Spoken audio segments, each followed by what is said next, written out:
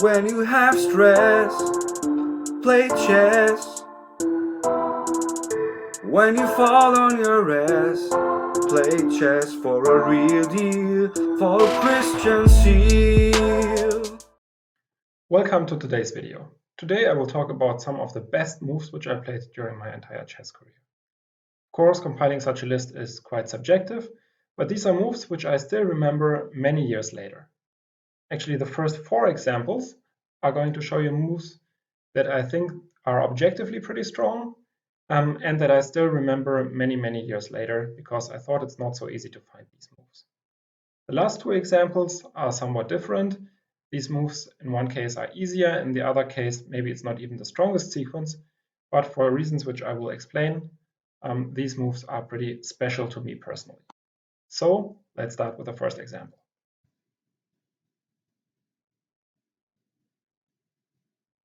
The following position is taken from my game against the Latvian Grandmaster Edvin Cengiz, and it's black to move. So I was playing with the black pieces, and maybe you can pause the video and you can try to find the best move for black.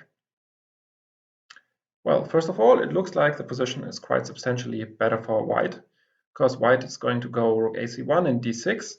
My knight on b6 is pretty vulnerable. It's pretty loose because once d6 is played from white, this knight will have almost nowhere to hide.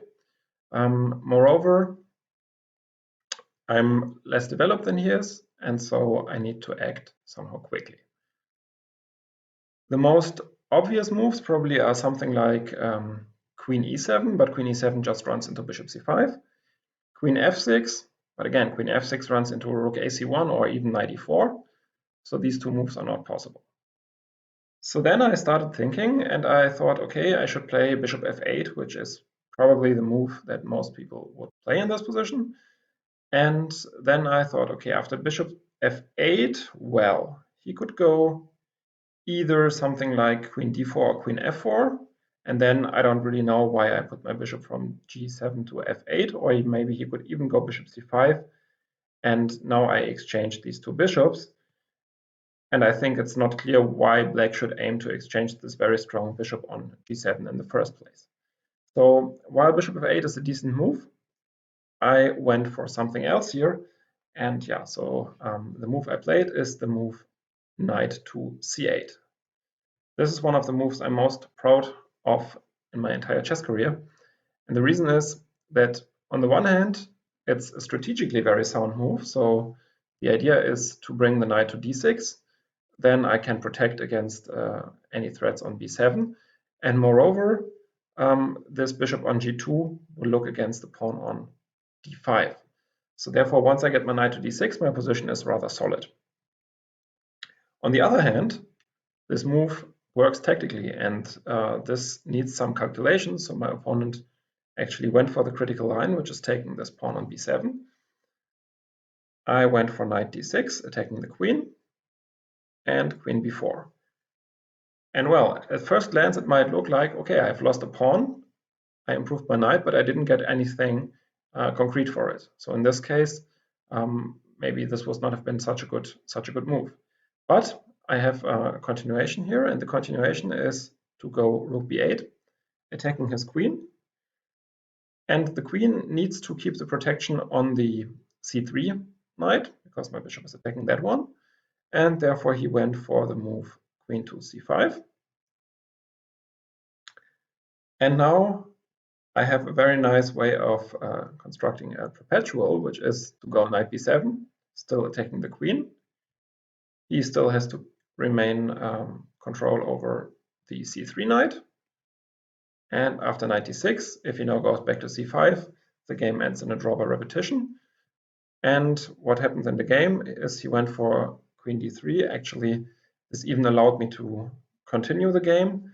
I played knight b5. He went for knight to a4. And yeah, now I chickened out somewhat, so I think I could have even taken now on a1.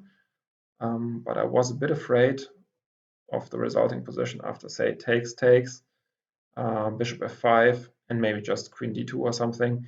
And now I felt that black has quite some compensation for the exchange on the dark squares because my king is now quite weak without this monster bishop on g7. So therefore, after knight a4, I just went back and played knight d6.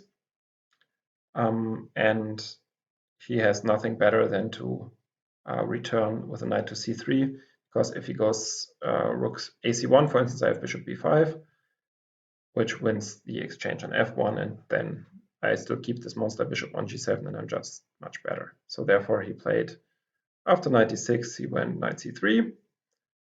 I played knight b5 and repeated moves after knight a4, knight d6, and knight c3. For this position, we go back all the way to the year 2000. I play with black in a youth tournament against Stefan Sieber. So maybe you can pause the video again and try to find a good move for black. So, well, I went for a piece sacrifice here. So the issue is I could go knight a5 here, but then my attack slows down considerably, and white's attack is going to be quicker, for instance, after some move like rook h5, or maybe even a simple move like queen d2. So therefore, after b3, I decided to play b takes c5, sacrificing a piece. My opponent took the piece, and now I came with this very strong move, bishop a6, attacking the c4 pawn. Obviously, the position is completely crazy, but it should be quite much easier to play for black, because with these two very, very strong bishops, I'm threatening bishop takes c4, I'm threatening c takes d, and then this king is quite open and quite endangered. So therefore, it's quite amazing that my opponent in time trouble found the move knight to e4, which even according to nowadays computers is the best move for white in this position, with the idea of attacking my queen and deflecting the black pawn from d5 to e4. Nonetheless, I should have taken now on e4, and then the game would just be pretty much over. But I didn't do that. In the game, I went for queen d8, which was a mistake. And after knight d2, I even made another mistake. So here black could win again. So you can pause the video, but it's quite difficult to find it.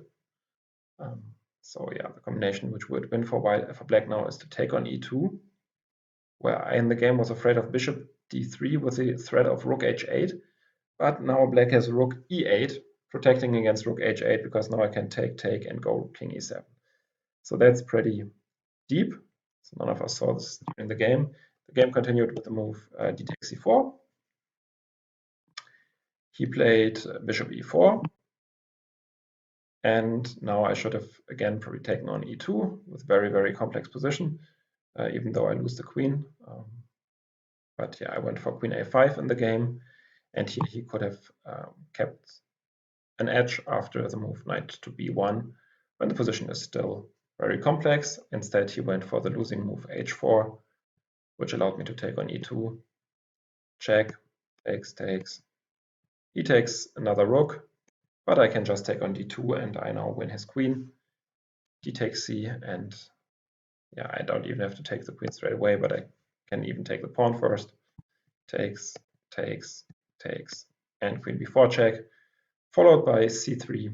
So he resigned here, but after king c1, c3 would lead to a quick mate by black. So I'm now threatening queen b2, queen a1 mate. Therefore, I won the game. The next position is taken from my game against the Ukrainian Grandmaster Ruslan Pokorelov, and it was played in Gibraltar. So, first of all, white is an exchange down. However, white has a lot of compensation for this. And maybe he's just going to attack me with moves like h4, h5 if I do nothing. And it's not so easy for black to find any entry squares. So my feeling at this point was that I'm quite substantially worse. Even if computers maybe disagree with this, it's very, very hard to play this position with black for a human. So what is the move that I made? It's a quite surprising move, and the move is the move a7 to a5. Yeah, what's the idea of a7 to a5? So if we go back, what would be desirable for me is to exchange one pair of rooks and to exchange queens even if possible. So in this case, I would end up in an endgame, which would then probably favor the rook over his bishop. So therefore, I decided to play the move a5, sacrificing a pawn, with a strategic idea of answering rook takes a5 with rook a7 and exchanging these two rooks. So my passive rook on c7, which doesn't really do anything besides hanging there in the air, against his very strong rook on a4. We're going to see that line in a minute, but first of all, first question that one might ask is, why can't he take with a bishop on a5? And well, maybe you calculated this line as well. So the line goes queen takes b3, bishop takes c7, and now I have the resource rook takes rook d1 check, because his bishop on c3 on b3 was eliminated the move before. He has to go king g2, and now I have queen d5 check. He cannot play queen f3 because of rook g1, and I'm winning his queen. So in this position, he has to go f3. But then I can just go rook d2 check, king h3, and g5, attacking his queen. And after queen e3, I can go g4, fg, queen g2 check, and queen h2 mate. So therefore, technically, it doesn't work for him to take with bishop takes a5. And so he had to settle for the move rook takes a5, which is the only move in the position, which he also found. And now I played rook a7, exchanging the rooks, takes, takes. Now a lot of pressure is taken off my position. Moreover, I have another entry square now on a1. And in the game, he went for the move king g2. And yeah, so the game continued with the move queen a8 check and queen f3, king f8, queen takes a8, and rook takes a8. Now I managed to exchange the queens and one pair of rooks, and this position is better for black. Although in the game I didn't manage to show it, and the game ended in a draw. But I transformed the position, which was seemingly worse for me, into a favorable endgame. So I'm quite proud of this sequence, starting with the move a5. So again, I'm playing with black, this time at the first Saturday tournament in Budapest in 2003 against Bilal Engiel. And you can again pause the video, try to find the move, and in particular calculate the whole line that is tied to the move. Okay, so the move, it's a very funny looking move. It's the move knight a2 check. Pretty weird that you exchange knights on this strange square on a2 where seemingly your bishop gets trapped. But the idea is that after knight takes a2, I have the move knight takes e4. So now I'm attacking the queen, and if the queen moves, I just have knight takes g5, and I'm just winning because I'm a pawn up and I still have the pair of bishops. So this means after knight takes e4, white has to go bishop takes e7, queen takes e7, and now queen d4 was played in the game, and I take on a2. Well, this still looks pretty strange because now I have my bishop on a2. Well, I won a pawn, but this bishop looks quite misplaced on a2. So my opponent went for the strongest move, rook ae1, hg1, and I had to defend the knight with f5. So what's the point of all of this? The point is that he's not able to win my bishop on a2. So if he goes either b3 or c4, then what I can do is I can just go b5 and win his bishop on a4 in return, and then this whole maneuver with b3 didn't really bring him anything. So therefore, after f5, I'm threatening to bring my bishop back to, let's say, e6 or f7. and he has to find something quick, and in the game he went for the move 92. And now probably queen g5 was even stronger, but the game continued with queen f6, takes, rook e4, and b5,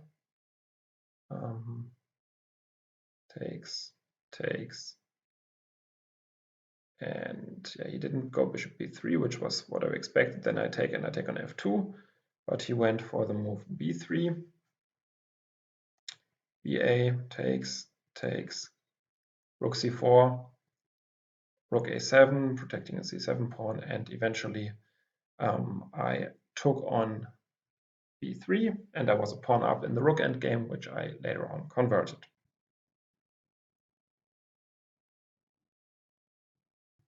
I would like to finish this video on a lighter note with two games from my childhood, where I still remember these moves quite vividly. And yeah, so this is the first game, and it was played in Oberwart in 1999, so when I was 15 years old. And prior to that game, I had a short group coaching with Artur Yusupov, and I was quite proud of what I did in this game, because I applied what we did in the coaching. Objectively, many of the moves are not the best moves, so I'm not going to analyze this move by move, but I think it's a very nice sequence. So the sequence, white to move here, starts with the move bishop to d2. And I'm trying to play against this French bishop, this weak French bishop here on c8, which for the time being tries to get into the game but will not manage to do so. So my opponent played bishop d7 and I played a4, impeding bishop b5 with an exchange of bishops. Next, my opponent tried to exchange the bishop on the other side with the move bishop e8, intending bishop h5. Now I played the move h3, and the idea here is that he does not really want to go bishop h5, because then I can just go g4. And say after f takes g, I can take back or go immediately knight g5 with a very strong attack. So he cannot really do that, and therefore he played the move bishop g6 with the idea of playing f4 and again exchanging this bad bishop here. However, again, another prophylactic move, I played the move g3, preventing the move f4. The game continued with the moves knight c6, c3, queen e8, and now I played knight g5, again playing against this bishop, not allowing bishop h5 in any positions. And after the moves h4, bishop h5, f3, again playing against the bishop, h6, knight h3, white was clearly better. I later on played g4, knight f3, knight f4, g4, and then managed to win the game.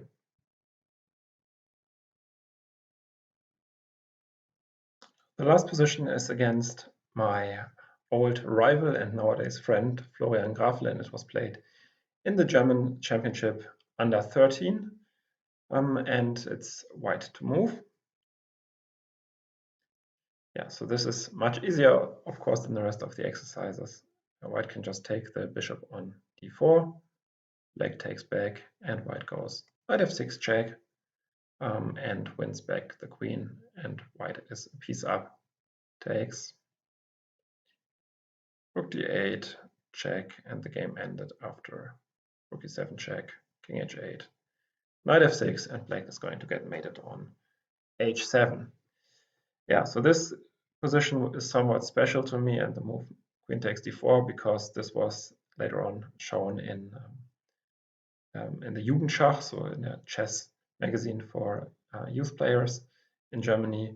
And this was the first time that one of my games was featured there, so it has a special meaning to me, which I wanted to share with you. Thanks a lot for watching this video. If you liked the video, please leave a thumbs up to the video and subscribe to the channel. Thanks a lot for watching.